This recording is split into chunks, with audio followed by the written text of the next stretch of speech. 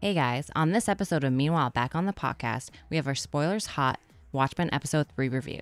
We discuss Laurie's briefcase in great length, if you know what I mean, and Chris puts on his tinfoil hat. Plus, we review all the new DC shows that'll be on HBO Max and ones we'd like to see. Meanwhile, back on the podcast, 4 colossal nerds named Saba, Chris, Christina, and Frank have set out to take on a great darkness that has enveloped the world of fandom. With their powers of common sense and the strength to take on even the most butthurt Twitter mobs and insufferable comment section trolls, they fight for truth, objectivity, and nuance in the conversation and debate over fictional made-up shit.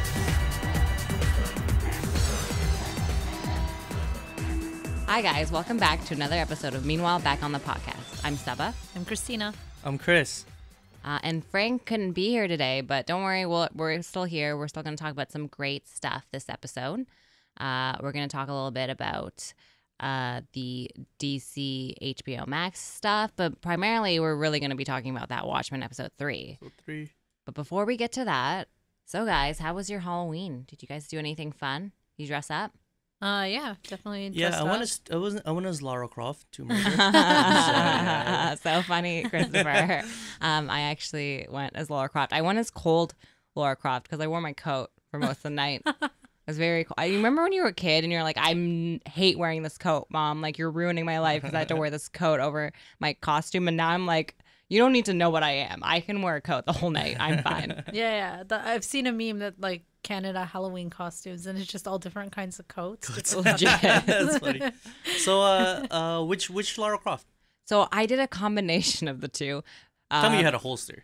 I had a holster. Actually, what am I saying? I saw your picture. Yeah, I had a holster. I had like fake. I pranked a lot of people at work the next day because I went to the dollar store and I found these fake cut tattoos, and they were so cool. And they kind of looked real, and so I would pretend that I told this story that I was like, yeah, I was at a bar and I got cut, and I showed people and they freaked out. So I had that on, and then I wanted to French braid my hair like the original, like Laura Croft, Angelina Jolie's, and from the video game. But I can't French braid my own hair. Can you not? I can, but it's like difficult, and so I was like, I'm just gonna. Would you judge me if I say I can French braid my own? No, that's a skill.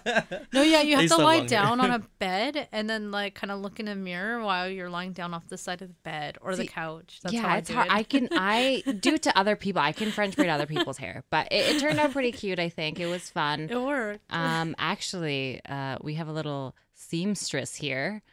Christina's Christina, what did you go as? I went as Raven, and I sewed my whole own costume, and it's on our Instagram, so you guys can take a look at that. But speaking of being cold, Raven doesn't have pants as part of her costume. But I decided since I was taking the subway to wear jeans on top, so that worked out really well. Yeah. And there was so many people in the bar I went to after for dancing, so it was fine. I wasn't cold there. Yeah. Also, I want to say I helped out. I placed the jewel upon your forehead. Yes. We were having a debate about whether or not it's cultural appropriation if I wear Raven's gem. But it was not, because it has nothing to do with as someone from that culture. Raven is completely different. You get a pass, I got the okay. No, it's not a bindi. You don't need a goddamn okay. You're doing a fucking costume. But the thing is, no, I'm saying it's not a thing at all. Like it's not a bindi. It's not a bindi. Yeah. Like it's not even. That's what I meant by someone from that culture. Like that's not considered one. Okay, good.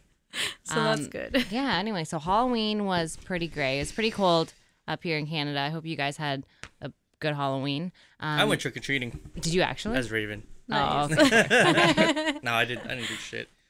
I can sew you a Raven costume or any woman that you would like to cosplay as, Chris. Everyone, Starfire. If you, give me, if I get the skirt. Oh if I man, get that'd be awesome. Version. The skirt, the wig, everything. Guys, please go to our Instagram at meanwhile_pod and please give us ideas of what you want Chris to cosplay as, and we will somehow get him to do that thing. Open Pandora's box. Make sure you leave lots of comments. Yeah. So, speaking of Raven, which is part of DC, she's portrayed in that new show Titans and sort of going into the DC universe. Oh, that's a reach. My segue was so good, Chris. So HBO Max has announced some new DC shows that are coming out. One of those shows, which is something Frank was very excited for, was So green. excited that he couldn't be here. Yeah, so excited he actually fainted, and then he was like, "I can't make it." Is the Green Lantern show? So it's not going to come out anytime soon, I would say, but they are making it, and it's being helmed or I think produced by Greg Berlanti, which you guys might know from the Arrowverse, obviously. So like Flash, Supergirl, Arrow, whole bunch of shows. This guy's basically doing them all. Legends of Tomorrow. And he's also one of the producers for Titans as well, for the DC universe. So there's that show. There's another show coming out, which is Superhero High, which is basically, it's going to create like new legacy characters. And also it'll be these like, I guess superheroes going to school in high school. That sounds annoying. That sounds It could be, I don't know. Yeah. I think it's a good way to pull High it. school drama superheroes. Didn't they do a movie like that? Sky High. Have you guys ever I seen love Sky Sky High? High. I like I Sky love High that too. too. I like that too. I've It seen that was movie so the many times. pacifier. Remember the I'm gonna pacifier? watch it now. Oh my god, that the fucking movie's so good. Yeah, so there's going to be that. There's also going to be Strange Adventures, and it's rumored it'll be Adam Strange. Cool. That, and then Doom Patrol will be on there, and so will Watchmen. So there's a lot of things that are happening with the Green Lantern, especially. The rumor is that it has like $100 million budget or something, and that's just a rumor on the street. And what that makes me think is like it's definitely going to be movie-like, because I think the movie that they did was like a $200 million budget. But this kind of, so what do you guys think of this? So DCEU said that they were going to do a Green Lantern movie, but I think with this Green Lantern show, that basically just squashes that. No. I heard the name Kyle Rayner flying around because they were gonna do a Hal Jordan movie and then do a different Green Lantern, like different actual character Green Lantern, because there's like, Yeah. as you guys know, there's like a bunch of there's Green so Lanterns. many. So I think they're thinking of Kyle Rayner, maybe Jon Stewart. Yeah. Although I'd rather have Jon Stewart in the movie alongside And Hal. some but- of them are not even part of the same world or dimension, so I don't think It it would could cause be. a problem. Well, generally it's like the main 4 or 5. It's like Kyle Rayner, Jon Stewart, Guy Gardner, Hal Jordan, and like Jeff. a few like there's a newest one. I don't even know. Like I stopped reading after New 52. Don't kill me, guys. But I like, didn't follow all of the Green Lanterns. they're like the main ones. So I think like it would have to be one of those 4 or 5. If I had my choice, I would say Kyle Rayner for the show, and Hal Jordan for the movie, and alongside Jon Stewart. And a lot of people are saying like maybe Jon Stewart for the show because they wanted a character of color, which would work too. Yeah. Right. I think with this show, because the only reason I was asking that question is because I know that when back in the day when Arrow tried to do Suicide Squad, what had ended up happening was that they were like, we're doing a movie kind of thing, and they kind of pulled that storyline out. So that's like the question I have. And it's different with Green Lantern, I guess, because there's so many variations of his character. That's too bad. I think Suicide Squad would have been cool as a show. Yeah. Yeah, because there's Well, so many characters that didn't have a Yeah. lot of development. I so. think this might be different because it's like they can do, they can actually canonically do a show and a movie at the same time because they're not pulling. Don't necessarily have to pull the same characters, right? Like with Suicide Squad, like you're gonna have Harley Quinn, you're gonna have like Killer Croc, so like you're gonna have 2 iterations of them. But here it's like you don't even ever have to mention the name Hal Jordan in the show, right? So like you could just have a Kyle Rayner story or a Guy Gardner. Please, not Guy Gardner. Nobody likes Guy Gardner. Like just do Kyle Rayner, guys. So you could just do like a Kyle Rayner, never mention the name Jon Stewart or Hal Jordan, right? So I think it might be like it'd be good to like do an insular story instead of. No, I think that makes sense. And then the other thing as well is because the guy who's helming them, which is Berlanti, how do you say his last name? Anyway, that guy, I wonder if it'll all be in sort of the same universe. Because right now, what we can say about like the DC like animated movies and the shows and the DC like Arrowverse is that they're a lot better at connecting storylines that need to be connected than we've kind of seen in like the DCEU. So I wonder if they're like putting more into that because that's where they've seen like more fans and like more growth and people really like tuning in and watching. Yeah. Plus Probably that would make sense. yeah. Yeah, they're doing a really good job. The show universe. I don't know what that's called, but I really like their show. At DC universe. Universe, I heard that they're winding it down though and moving everything to HBO Max. So Yeah, that's Isn't the it thing. called Arrowverse? Everything's like So there's connected by Arrowverse is like the Arrow, like this, all those CW shows are part of the Arrowverse. Oh, I see. And then the DC Universe was released like last year sometime. Or yeah, was it wasn't too long ago. Yeah, they're gonna and wind it down. They had like all the TV shows on there, I like should know Titans this. came on I'm a there, really and big DC fan. yeah, but it's. So I don't understand. Is HBO leaving Crave then? I think I'm not sure. yeah, Yeah, that's that's what why- I was wondering because I have a Crave membership, so I was hoping. You better not leave. No, I was hoping that There's we already, would like, get access to that yeah, HBO Max. yeah. I think so. In Canada, we can't get like HBO straight up. We have to get it through Crave. Yeah. So Oh, I is that think what it. it is? Yeah. So I think it's going to be more of a thing like that. They said with DC Universe, they're still going to be having content on there, and it's going to be very like fan servicey over the next few months. And like, don't worry about it because they are having shows being put on HBO Max that are in DC, and there's still going to be shows that I think are just DC. But like Watchmen, for example, is going to go on HBO Max, not Yeah. DC Universe. So there's like some of that going on. But we're already watching that on Crave. So Yeah, as either long as way. we keep having access for the Either way, same why don't you guys price. buy it and I'll mooch off of you? Is how it's gonna end up being. But yeah, there's a lot of shows out there. Are there any shows you guys would be wanting to see? I saw like some people throwing around things. I know you like Zatanna. Yeah, but I'm really excited about that cartoon Harley Quinn show too. So that one, yeah, that one looks really fun to me. That one does look good. Like, you're asking like what future shows Yeah. they could propose? Batman Beyond. I want to see Batman Beyond. Batman Beyond I want a would be futuristic Batman. sick. Oh, Yeah. that'd be cool. Yeah. Ah, that'd be so. That Terry storyline McGinnis was is the best. crazy. Yeah, yeah, for sure. Did- Or maybe like a Task Force, or I guess they already did Suicide Squad. No, never mind. Just Batman Beyond. Yeah, I would like Batman Beyond. I'm stealing yours. I mean, I'm agreeing with your. It's not stealing. Maybe Justice League Dark. They can do another Constantine, another excuse for Constantine. We can never have enough. We can never have enough Constantine, guys. Give us Hellbreak. Give us Constantine. It's the best. Anyway. Anyway, A lot to look forward to, I think, with HBO Max, and we'll see what ends up happening with DC Universe. I still think it's going to be around. I think they're going to still be producing content, but we'll definitely be excited to hear about any new shows coming out. But speaking of DC, we are now about to do our Watchmen Aftershow. So episode 3 just came out. We were all very excited to see it. what did you guys think of the episode? I liked it. I'm starting to like the show a lot better. So Well, Yeah. when I was watching this is the thing I thought. I was like, Chris is gonna like this episode because you keep saying, I don't feel like this is like Watchmen. This is like by far the most Watchmen feeling episode ever. Yeah. And for the first time on episode 3, they introduced a character I liked. Like, I think Agent Blake is the best character in Yeah, the she's show. great. Love her. And it's like why does it take 3 episodes for this? But can I? all the other characters are so bland compared to her. I don't feel like that, but this is what I think happened. I think the first 2 episodes they were pulling in the general audience, so you didn't have to know as much about the Watchmen. I mean, it definitely helped to know, but I think with this third one, it really kind of harkens back to a lot of the things that happen in the comics, and we know about who she is and kind of why she is the way she is. It kind of brought her story the last 30 years. I mean, Yeah. there's things that we still don't know. But I think with this episode, they were like, it was really for the fans of the original source material to sort of pull that in. If that I makes felt really connected to Agent Blake. I love her. She's so She's funny. me when I'm older.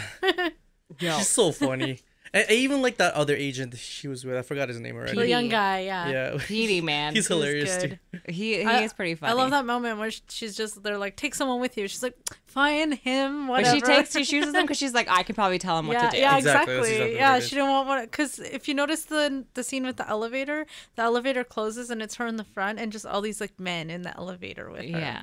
There's no I women. did not notice that. Which Yeah. has basically been her life. They when you look back. did the female empowerment thing, but it was so subtle. And like even when she walked into the room and it's like all men, and then that's the vibe I got when she took Petey. She didn't want one of those like guys to come with her. Yeah. so. Well, I thought she just took him because she can control him. Yeah. that's he's another like, thing. right. Yeah, she Also, can like, definitely control him. like man, he showed like a lot of promise by showing Rorschach's journal. Yeah, I was the like, excerpt Did. from Rorschach. I like that was a lot. rebellious. So Yeah. I don't know. Yeah. If she wanted someone she could control, she might not have wanted to pick him. Yeah. Well, okay. So if we start with like the opening of the episode, what's happening is that we see Agent Laurie Blake. At this point, we don't know who she is, but she's dialing on this phone that apparently like connects you to Dr. Manhattan in Mars. space.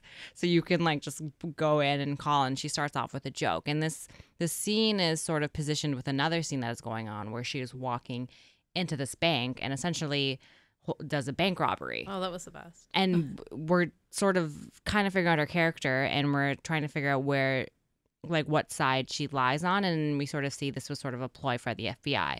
But it's interesting that she starts off the Dr. Manhattan thing with a joke, considering like who her father is. Mhm. She starts about this joke about the bricklayer and how he's teaching his kid how to like lay these bricks down. Yeah. What do you guys think that means thus far without going so deep into the episode? It was weird that her jokes weren't really funny. They were just stories. Yeah. Well, no, I thought that was really interesting because it was Fable. like, because a lot of this episode really reminded me of her not reminding me, but like, I feel like she was trying to say in so many words that she feels left behind. Yes. Like there was that moment about the brick, about how everything fits perfectly together except for this one brick. And it was like, and like later on in the episode, she like, the whole God analogy where she was like, I'm the one that's left behind. It's like that brick and that God analogy is just kind of has like one thing in common, which is like the odd man out, right? Like I feel like she's kind of resents the other Watchmen for kind of leaving her behind, right? Like Owlman is in jail apparently. Whoa. Night Owl, yeah. Night Owl, sorry. Yeah, That's Night what she Owl. called him in the thing. But yeah, Right. and then like Dr. And Dr. Manhattan Manhattan's away. doesn't care. Right. So I think But we don't know if he doesn't care. We don't know what's happening in Yeah. space. But Yeah. in Well, term- no, I And think it he- was clear He in said the he original. threw the brick at her at the end to say, "Hey, dummy, I'm listening." Like, Yeah. So anyways, like yeah, so I do think that joke has something to do with kind of like where she's at, or I guess we'll call it that story. Like I feel like it has something to do with like where she feels like the rest of the Watchmen kind of leave her behind, and also why she's working with the anti-vigilante force task when force. she was once a vigilante herself. Yeah. Well, then you see that. So this, when we go into the actual scene where she holds up the bank and this vigilante, Mr. Shadow, who like looked a lot like Batman, like had a Batman vibe to him. Yeah, for sure. yeah, that was great. And then how it was like kind of like an FBI setup. And as she's arresting him, like there's a guy out in the crowd being like, "What are you doing? Like he's a hero." And she's like, "He's not a hero," and he calls her a bitch, of course. And you know, it's like how she sort of turned the coin. And then when she goes back home and plays Devo, which I love, and looks into her briefcase, which we find out what is in it later. Oh yeah. So does that count as the second blue dick of the series? Or Man, Yeah, I think second blue we're dick. only getting started. Also, that was That was so huge. That fun. dildo was It's freaking huge. gigantic. It was like too. Yeah, no, I First, feel you. at first I thought it was a bong, and then I'm like, oh god, that's not a bong. I wish for a bong. You know, maybe she can't. If he was that big, then she can't really feel. But in the anything. comics, he And he wasn't. was. In the movie he was. In the movie, was, but in the She comics, he was requires not. this giant dildo. But can I tell you something? This is what I think that related back to. So inside the actual comic, when Silk Spectre, what's her name? Laurie Blake, but at that time she's Laurie Jupiter. Right. When Laurie's talking to her mom Sally, and Sally was the first Silk Spectre, she's looking at like this old like porno that was like made of her, like these drawings and everything else. And like Laurie is so embarrassed. She's like, "Mom, what are you doing? Like, why are you looking at this? Like, this stuff is like kind of gross." And she's like, "Well, like I'm remembering when I was like desired and when I was this person, right?" And like Laurie thought it was so gross and thought it was like you're being so nostalgic for like kind of no reason. Like this doesn't. It's just gross and weird. Yeah. And now I feel like it's in the same sort of position because Yeah, she kind something of. weird. I like that. I like that it's gross and weird too. Yeah, because it is a little like odd to, and you carry it everywhere. Like, you know what I mean? Like, you don't need to carry it everywhere. She's traveling around. Yeah. She needs it. I would hate to be like stopped at customs and just be like, "Oh, I think that's what the badge is for, honestly. Exactly. That's the main reason she needed it.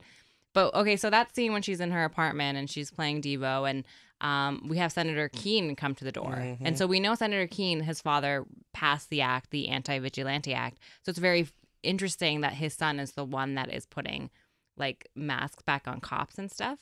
Yeah. So what do you guys think of him choosing like Silk Spectre or like Agent Laurie Blake to sort of go down and investigate? Like, what do you think his angle is right now? Because I'm real suspicious of him. Well, no, I think his angle's pretty. So far, I think his angle's pretty transparent. He wants to be president, Yeah. right? And this is the platform in which he's gonna like use to get up there, right? If he has another motive, I don't see a hint yet, right? Like he definitely does seem like the type that would, but I have no source of foreshadow for now. Well, we know that she's good at what she does, and we Exactly, know that yeah. he had like good leverage on her because he offered her in exchange for her work that he would release Night Owl from jail. So he knew that he had that. But yeah, it's kind of weird that you would send someone who's like anti-vigilante to go protect your idea of keeping cop's mask, because there's no way she's ever going to agree with you. So also, we find out like more about that world, that there's other cities that are going to be piloting this. So like pretty much my worst fears have been realized, but it's okay. It's redeemable. I had feared that this was not a nationwide thing, that it was one city, and it's been revealed. And there's not, I don't know. For me, it's like, I don't like that. I don't like it when it's like when you're promised as an audience that like this is a dystopian world, and then you're having to fear that like, oh, it's just this one city. Like, I don't know, like for me, I was kind of promised like a dystopian future, and then it was this one city, and on top of that, they showed you, was that New York City in the opening? I don't remember. I don't know what city it was. Well, Anyways, I think it was still a another dystopian future. It's just one part. The thing is like, how like it looks like this city that she was in was completely normal. Well, it's just one aspect of what the dystopia is, right? That some of the cops are masked, and they did say it was 2 other cities, and he did say it's his plan to roll it out across America. But the thing is like, so maybe he's also trying to get her buy-in. Maybe he's trying to change her mind about right. masked But cops. it doesn't change the fact that like now like pretty much like now my vision of this like dystopian future is like just relegated to this one small like rural. It's not even. It's like a rural city, or it's not even a metropolis, right? It's fine. Like it's redeemable. It's just sucks that like, you know, I don't know if I'm alone in this, but like I feel like there was a lot of unpromised. Like there was a lot of promises that were kind of like not lived up to by the trailer. I think it's gonna get a lot bigger as it goes on. Like I think it seems like one city, but with everything that's happening, and we'll talk about like Ozymandias and his actual reveal. I guess we've just been calling him that, assuming that was him. But the one thing I do want to point out in that scene as well, though, is not even like the stuff about like the testing of like the pilots and, you know, his sort of like, you know, passing this act, is that we find out a little bit about Night Owl being in jail. So if you go onto their website, they actually have this thing called I think it's called the Peteypedia. So it's like the guy Petey like writing like a Wikipedia page about like stuff. And you find out Night Owl went to jail, I think in 1995 for being a vigilante. And you find out about Laurie Blake. So her last name used to be Laurie Jupiter, and then she took the last name Blake, which is her real father's last name. And apparently after she dropped the moniker Silk Spectre and sort of became like a female version of the comedian or the comedian or something. That's what they called her. So it's interesting that the Silk Spectre we kind of saw in the comics and the movie was like kind of her mother's like daughter, and now we're kind of seeing like her father's daughter in a sense. I don't know if I got that. And then there was like that portrait on the wall, which had all of them in it. That was a good shot. Yeah, I saw that. That was a really good shot. I like that a lot. Yeah. When she was like, you know, like it was, she was like just I can never say this word. Juxtaposition. Yeah, whatever, Saba. I feel you, man. It's hard. English, come on, keep up. Yeah, but it had like. But it was a really good. I thought it was a really brilliant shot, and I'm glad they're going back. They're taking the time to like. A lot of shows do like a lot of amazing compositional shots in the first episode, the pilot, and then they forget about it. I'm glad that the show hasn't like let us down with their cinematography. It's like a family portrait almost. Yeah. Like her 2 ex-lovers and her dad. Yeah. Well, it's real fun. Well, then as it moves on, she goes to the briefing, and that's where she takes PDO. And it's funny because we also learn about before that, the journal was mentioned. Rorschach's journal. I don't think we should gloss over that. So it is common, like it is at the very least, like common knowledge to people. Like it's not like a secret. So what do you think happened to a Rorschach's journal? Like nobody took it seriously? I think the 7th Cavalry took it and kind of mutated it to fit their needs. And I think the only people who believe it, people probably think they're like kooks or conspiracy theorists. You know what I mean? Right. I don't think it's like widely believed in my, like from what I've seen, which is interesting, really. I think it's interesting because Laurie knows the truth. And I wonder if this is going to come out in the show as well. Yeah. But I don't know what you think if people believe it or not. It seemed like the cop made fun of him. He was like, okay, who cares? That was a long time ago. We don't care about that anymore. Things have changed. It's like if you're like a kook if you believe in it. Yeah. By the way, I don't know why we didn't see this before. Like we were wondering why there's no cell phones. Of course there's no cell phones. The space race never happened. Yeah. They never went to the moon because the only like Dr. Manhattan was there. Like they had bigger problems than like going to the space. Right. Like, that's how they beat the Soviet Union essentially was Dr. Manhattan. So there's just no satellites. That's why everybody's on pagers. That's why everybody's on hard lines, phones. Yeah. There's That's one crazy. satellite that goes to Mars, apparently. Yeah, Yeah, there's that one. Yeah, nobody. Well, I mean, it's not a satellite. It could be. I'm sure we'll find out more about that, though. That's weird, right? Yeah. Like, there's no cell phones, but they have like fucking. We can't even get a signal to Mars right now. Well, and it only takes 40 seconds to 40 transmit seconds, your yeah. message I know to Mars. that was very quick. I was like, what the hell? But the Yeah, other you can't make a cell phone? Yeah. I know, no, it hasn't crossed anyone's mind yet. But the other thing about that briefing as well is that, yeah, you see about like Rorschach's journal and everything. And also they mentioned this thing about Tulsa doing this like thing to, I forgot what the exact phrasing was, but something about sort of giving, it was kind of like in terms of their reparations or whatever they called it, like in Tulsa they were giving money to like victims of like racial violence. So a lot of African Americans actually ended up moving there sort of to because if they were like affected by that. And so that was another reason the 7th Cavalry kind of weren't happy. So we kind of see a little bit more of that history. But then anyway, they end up taking that airplane and you find out Petey's like a real history buff. Yeah. I love her when she's like, "Did you want my autograph? Is that what it is?" Yeah, that was great. And I like that he talked back to her. She has. She too. definitely has some resentment about her past. Like there's some unfinished I business think with she's like she's outgrown it. She thinks like vigilantism is childish, so that's why she's. her. I don't know about fighting childish. I think there's more of a mature emotion than childish to, you know what I mean, like to because she seems like she has a legit like not hatred. Yeah, it feels maybe like a hatred, right? Like towards it. Yeah, like she has like sort of like a vendetta in a way against like massive vigilantes, because she shot that poor fucking Batman wannabe guy, whatever his name is, like shot him, and then everybody was like, how did you know his suit was gonna stop it? I don't think she knew his suit was gonna stop it. I think she was just shooting a Yeah, I motherfucker in the wasn't back, sure. right? So I don't know, like she didn't answer the question. She walked away. yeah, exactly. She was like, did it stop it? I don't fucking know. So like, you know what I mean? Like I think she has some like deep seated resentment towards like. Yeah. So I think She didn't check if he was okay. She didn't even like. I she think just let everyone else. I think she's mad at the Watchmen for leaving her behind. I think Even her jokes kind of like. Well, she's towards- definitely Yeah. mad at Dr. Manhattan. She's still in love with him, and he doesn't care about her Yeah. the way he did.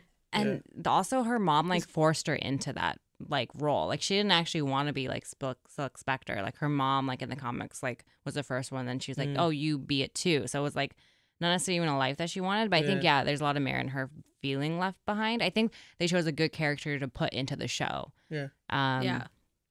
And so so they're on the airplane, and we see that millennial clock. I don't know what that has to do with anything yet, but it's gonna be something. It definitely caught her attention. She was staring at it. And it was like very out of place in like a rural looking area, Yeah. like just this like random tower. And they mentioned something about this lady True who like bought all of Adrian Veidt's stuff. Right. Like something the new owner of Ozymandias's company. Yeah.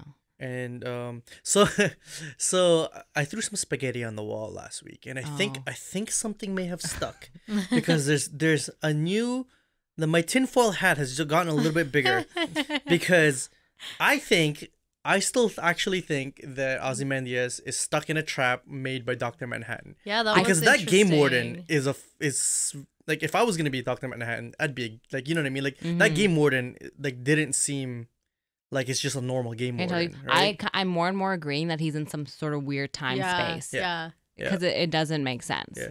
Also, you I don't thought that was shoot a fun. buffalo in the head. That's not how you hunt a buffalo. You shoot him in the heart. Anyways, it drives me crazy when people do like hunting in movies. Shot him they in the shoot him in the eyeball. head. Like that, you don't Was it kill an through the animal eye? that way. You can shoot them through the eye. It still won't kill them. You gotta shoot them in the heart. You know how thick their skulls are. Yeah, he man. just I don't know. I read toppled the over. Hunger Games. According to the Hunger Games, you can go Oh through yeah, the eyeball. they're experts. But I don't think she was hunting buffalo, was she? That was a buffalo. No, there were Oh, was she? squirrels. Oh, okay. Okay, squirrel Oh, you you can mean It's shoot. like- way harder to shoot Yeah, a squirrel yeah. through the eye. Yeah. Yeah, it's that's harder true. to hit, but an arrow's gonna kill a Yeah, fucking squirrel. Yeah, Like, they'll go That's true. through. do you know how much it takes to kill a buffalo, guys? I know. I did think I was Native like, Americans man, one hit. need like 8 people to do that. Anyways. Anyway, on to the next. Well, that's the interesting thing because she's so anti-vigilante, and now she's going to a place where even like the cops wear masks, which she's like very against. And so the first thing she runs into like Red Scare and this person named like Pirate Jenny, which I really want to know how. I want to know how they choose their names. Like who's like, I'm Pirate Jenny. Like this is the thing that I'm going to be called.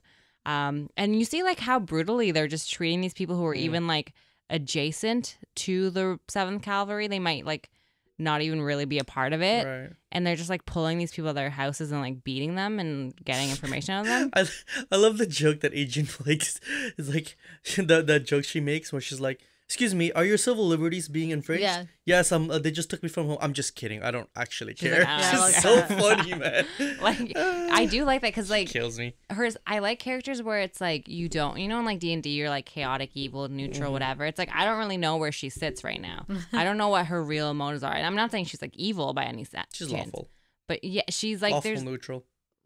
She's definitely Probably. lawful. yeah. I don't know. But the thing about that is, so she goes in there and they basically have like this roundup of all these people, and she wants to meet with Looking Glass. She definitely doesn't like what she's seeing when she's down there too, 100%, because she's like anti-vigilante. I love the comment she makes, the joke she tells when she's like, "Oh, like can you tell who the vigilantes are when the cops wear Yeah. masks?" No, oh, neither can I. Yeah. Yeah, I was like, how can you tell the difference between a vigilante and Yeah. like a masked Yeah. cop? Yeah. Yeah, it's so true. It 100% That was is great. true. I love that commentary. So I kind of love that this world only exists in one metropolis, and now we're getting someone who's an outsider coming in and criticizing it. I love that. Yeah, but if she was okay, so you could still have that if the entire world was a dystopia, and it would be better because then this person would be objective outside of like worldly influences, if you know what I mean. But I don't think she could have the same power if she was like part of it. So, Right. yeah. Which I don't know. Well, we can I don't know, get into that because like if she didn't have the power, then it would be more of an interesting story. Yeah, but yeah. anyways, like Well, maybe depending on where it's going. We Yeah, don't, yeah, we don't for know how small of a part Tulsa's Yeah, gonna yeah, play yeah, in yeah. everything else. it was just like I don't know. It was like for me, it was like the show started zoomed in, which I like, and it slowly zooms out. And as it slowly zoomed out, I got more and more disappointed because it was like I was imagining this world, and I'm like this entire world is fucked. And then it zooms out because like now all I can think about is all these people in Chicago thinking like those idiots like what are those idiots doing in Tulsa? You know what I mean? Like That's what I like. I don't But like that. I don't here's like the that. thing though. So they call it. Here's the thing: if you have a small group of crazy people, then they seem just crazy when they're the minority. When everybody's crazy, then you start to think it's normal. Do you understand what I'm trying to say? Like a dystopia totally get has where you're more coming from. punch behind it if everybody's like that. But if it's like a small town, I don't know. But the way that I We'll kind see how of it see goes. this like spreading and people being okay with the idea is because since this thing, and I call it like DOPA, I guess it's called, Yeah. the acronym. Yeah. Is that like it's like cop violence or like crimes have decreased by this like an insane amount. Like it's working. Yeah. Do you think he's trying to take her out by putting her in there? Maybe Taking Sister Knight out? the president's motive is to take out Senator. Agent Blake. Maybe he Maybe. sent her there so he could get rid of her because she's the one person who could like best challenge his idea of putting masks everywhere. And there is the random terrorist, and he does show up at like that funeral. Which is that was where I thought was so And we need fishy. more explanation towards that. We need Yeah. to know where did this guy come from, and she like even the rules she plays by don't apply. So she's really good in her world, but when she's in this world, her rules don't apply. So everything she thinks she knows You're talking about is Blake? faulty. Yeah, Agent Blake. So she thought that she had the terrorist figured out, but Mm-hmm. she was wrong because he really did connect the bomb to his heart. Right. So But here's the thing about her that I do like, even if she doesn't know exactly what's going on, is that she has this like presence. Like when she was in that thing with Looking Glass, Oh, I and loved she it. used like his mask again as a reflection to like pick her teeth. And I I liked love it how she called it a racist detector. I love Yes. that. Yeah. That yeah. was the like, best. That's an oversimplification. yeah. But we see him on edge. I feel like for the first 100%. time. Yeah. because he's being judged by someone from a higher agency And an outside observer. and someone which with is more like, yeah. authority, and she's telling him that his tactics are like weak or like Unethical. Probably. unethical. Yeah, Yeah, she's judging his tactics. I don't know, but I don't know if it's. I agree with part of your statement, like most of your statement. It's like And it's I like- don't know if it's like an authority thing, but I think it's more of just like an objective looker because they've been allowed to do very questionable things, but they don't question the questionability of it because everybody else does it, right? But when there's somebody on the outside, it's like now it's like they get put under a microscope. Yeah, and she also comments on when she's talking to him and he brings up Sister Night, then she goes, oh, well, is that code for he beat the shit out of her? Because the way he was talking was very convoluted. And she refuses to use their like code names. She uses their real names. Yeah. Because when she's like, oh, you're talking about Angela. Yeah. And his face is like, yes. And I love the scene because she has the clicker in her hand and he asks her, he's like, can I have the control back? I love that when line. he has that, I was like, that's such like a double, like, you know what I mean, speak line where it's like,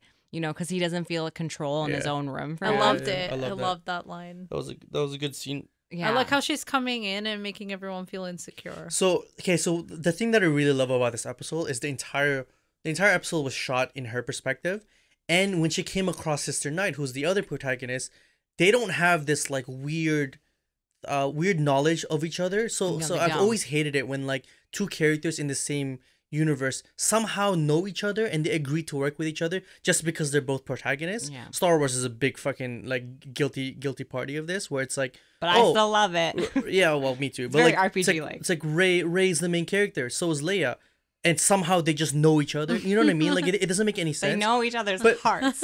Anyways, so I really love that in this, it's like these two characters clash the way they're supposed to clash, which is in opposition, right? Even though they're both protagonists. Yeah. So like I love that this entire scene was shot through her perspective, and I don't know about you guys, but I saw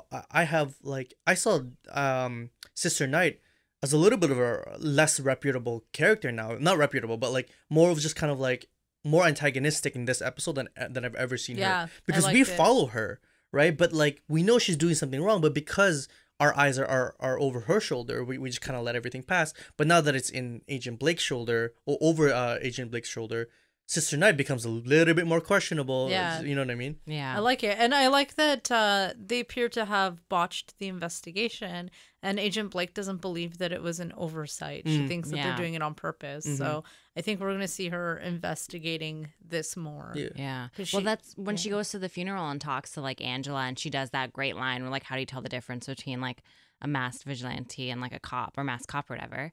And she like is like, oh, and Angela's like, I quit the service and everything. It's like, no one's buying your shit anymore, Angela. We know. Even like Topher looked at her like, I feel like Topher knows too. Yeah. That kid. And Angela took away evidence that implicates her grandfather as the criminal. Yeah. Because she believes that he didn't do it. But she doesn't have like good evidence to believe that he didn't do it. She just feels in her heart that he didn't do it, kind of thing. Yeah. Or that it was physically impossible for him to have done this. I still think that was a plot hole. Like the whole taking him away, I thought that was still there was not enough motivation for her to take him away. I don't know. Take who away? Like take the grandfather? The grandfather, Will Reeves. Oh, okay. I wonder if she's, Maybe this is later. the thing, we might figure it out, but I wonder if she already suspects something's going on. Like this is not just like a one-time thing, but we'll see. But the whole funeral thing, it's, you know, she started singing that song.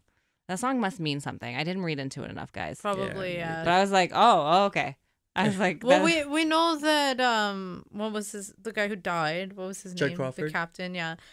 So we know that he was always singing and stuff. So I feel like it was a song that he would have sang, because the songs we were singing were weird and old. So yeah, it seemed like a song from like one of the musicals, Oklahoma or something. And the lines were very interesting. I don't know about that, but then so then this guy comes off, like as it's happening, we see this like guy from the 7th Cavalry who's like digging his way through this hole, or like going through it and coming out with this bomb, and he's like, I want Senator Keene, and like, don't shoot me, whatever else. I don't know. I feel like Senator Keene, I feel like he's setting shit up. yeah, that's what I That's felt. what it felt like. It felt too like in play. Yeah, and he's like, yeah, I'll go with him. Right? Or Like trying to be the hero. Yeah. And someone questioned him about it later, like, oh, that was really brave. Weren't you scared? You didn't even question him. Yeah. So either he went willingly because he wasn't scared because he knew he was in a funeral with all cops, or he set it up. Yeah. And But he they took wasn't the scared. guns away. The only reason like Laurie could shoot him because she had that gun on her ankle, right? That she'd like strapped before, because before that they had taken like, you couldn't bring weapons across. Yeah.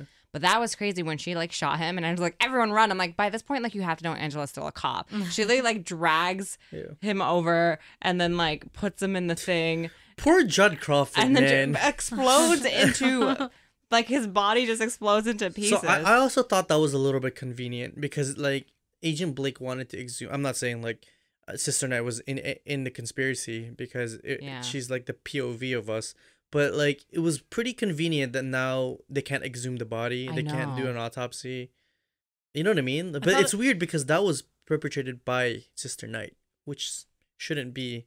I don't know. Yeah, and it didn't, for me, like, it seemed weird as well, but I think she did it because it was just the bomb thing, yeah. It bothered me that she was able to move the coffin all by herself. It takes 6 men to carry a but coffin. I think she pushed it. It was like on a thing. Yeah. So if she was It's pretty heavy. it, You know, I'm with you. Although there is something to be said about adrenaline. Right. Yeah, that's true. I mean, a mother can lift a Volvo off their daughter. Maybe, I mean, their kid, right? Yeah. Well, that's the thing. So then there's like that press conference, and he's like, "Yeah, you know, I'm just doing what I got. Like, I care about Tulsa, I care about Oklahoma, all that stuff."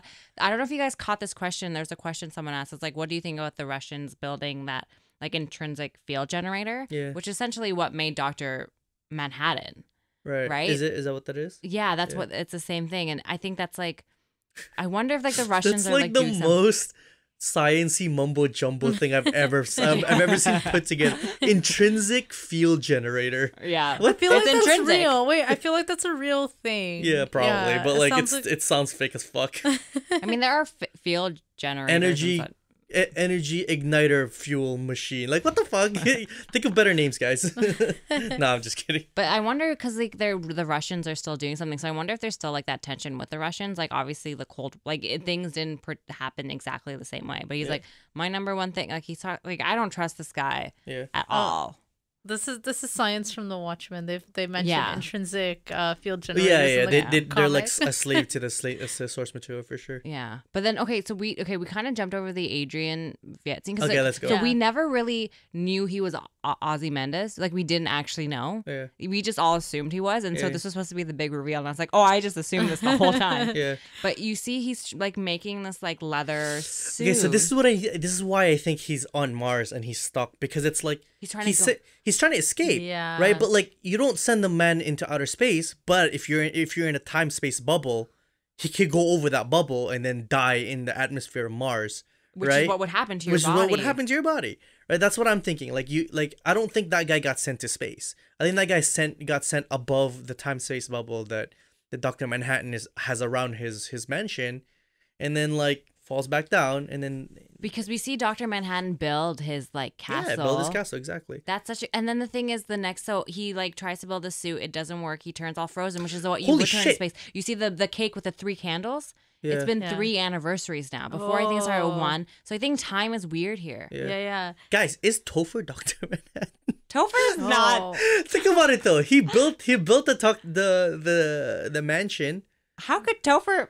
How would that work? I want to. It won't work. It won't work. But like, I like throwing spaghetti at the wall. Okay. If he's right. No. But the theory is just he wants to be because he can see future, past, and present, right? Yeah. And he can see maybe that what's her name? Sister Night, Angela, is a linchpin to the upcoming events, which is going to be Doomsday, whatever. What if Topher died in the room that his parents died in, right? And Dr. Manhattan, because we've already had like either a red herring or a foreshadow of Dr. Manhattan being able to shapeshift, right? Because Will Reeves said so, and everybody made fun of him. So that's either a red herring or a foreshadow. Let's take it as a foreshadow. That you would like. And you could already take as a fact that he knows past, future, and present. So he probably knows that Angela is a what do you call that? The Angela is a linchpin to the upcoming events. So he goes turns himself into Topher to like watch over her. So that's why he can build the castle of Dr. Manhattan, of Ozymandias, and that would explain why he's such a cold child. He's such a logical child, right?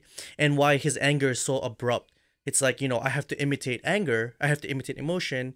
let me just do it right Oh, now. you really are going in on that. I thought I actually didn't even think about it until right now. That's interesting. Yeah, anyways, Maybe. that's another spaghetti at the wall. Yeah. That would be really cool, actually. That would if be- Anyways, I don't know. let's go I back to feel the about real that. stuff. I feel like they're not going to do that. I don't think it's going to be Yeah, that they're not in-depth. until they hear this podcast. Yeah. And they're going to be, guys, change the script. We got to reshoot. But yeah, okay, so the thing that I noticed with that scene, that's what I was thinking too. Like, his body did turn into what you would turn to his face. It's like he's trying to create like this suit to escape. But as he's riding back, he goes by, and when we see this flag that has like a skull and crossbones on it, Oh, I did miss that. I saw that. I wonder if that kind of harkens to like the island story or anything else, because he's kind of stuck on. If this is the case, then he's stuck on his own kind of island. Yeah. He can't get off. Yeah. And And that game warden seems fishy, right? Oh, yeah, Like, with it them seems on- really It also Looking scary. seems like he chose his surroundings too, because they made someone made a comment to him. The game master made a comment to him in the letter saying like, "Oh, that we made a contract and whatever." So it almost implies that he Yeah. got to choose, and so much of the atmosphere, he's very comfortable, like where he he chooses is. exile Yeah. essentially. And Yeah. I love that scene where he's like, "All right, let's do a verbal like strike back," and the music turns on, and he starts like ripping the Yeah. game warden apart with a typewriter. I feel so love bad. that scene I so feel so much. bad for Mr. Phillips too. Yeah. I know, He's man, that killing- guy, like those killing Mr. that Phillips. And he's like, and Mr. Phillips can't doubt him. Mr. Phillips is designed to have no doubt towards him. Yeah. So that's so sad. He never foresees his own end. Yeah. Well, And like, doesn't it seem like he's kind of pushing the boundaries of what he can do? 100%. Yeah. It's like hunting. It's like, fuck it, I'm gonna go again at midnight. and then him Right? doing the Yeah. play kind of makes sense because he's just so bored. Yeah. You know no, what I mean? and he's kind of like taunting Dr. Manhattan. It's like, Yeah. I'm gonna burn you in this play, bro. Like, do you Yeah. like it? Like, because he's watching Yeah. him for sure, right? But then I think it's We'll see. interesting that we saw, like, I'm pretty sure it was 3 candles on the cake this time. It was, yeah, for sure. So, like, time is, like, definitely weird here. Yeah. And we'll definitely learn more. But that's why I think the show is definitely going to expand to, like, whatever the world ends up being.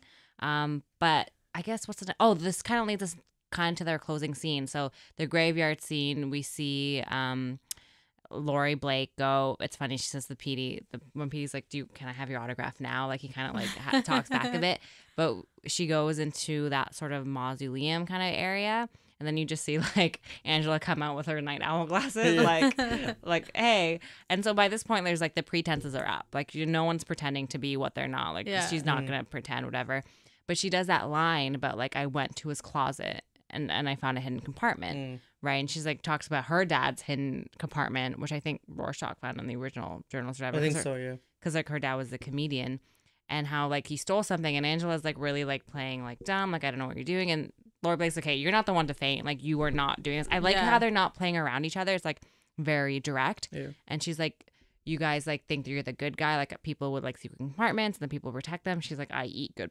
guys for like breakfast, and then Yeah. Angela does like, ooh, okay. Yeah, I love that. I love that like back and forth sass.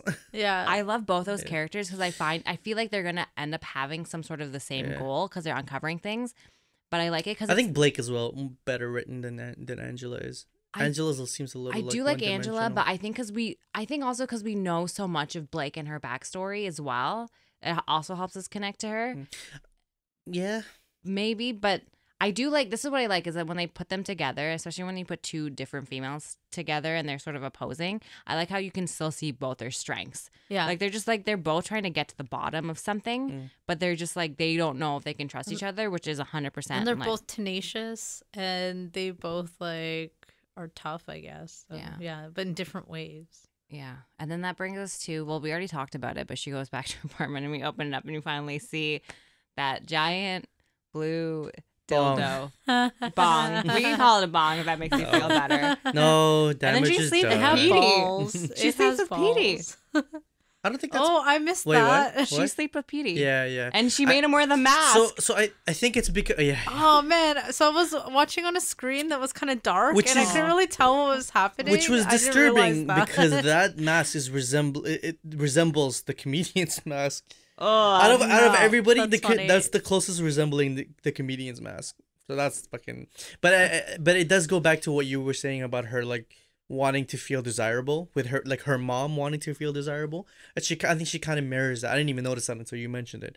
It was like, you know, she has that picture of Dr. Manhattan and Dr. Manhattan and her as like a spank bank. I know. But it's like it's kind of her wanting to feel desired, which kind of like brings into question like when she says like, you want my autograph.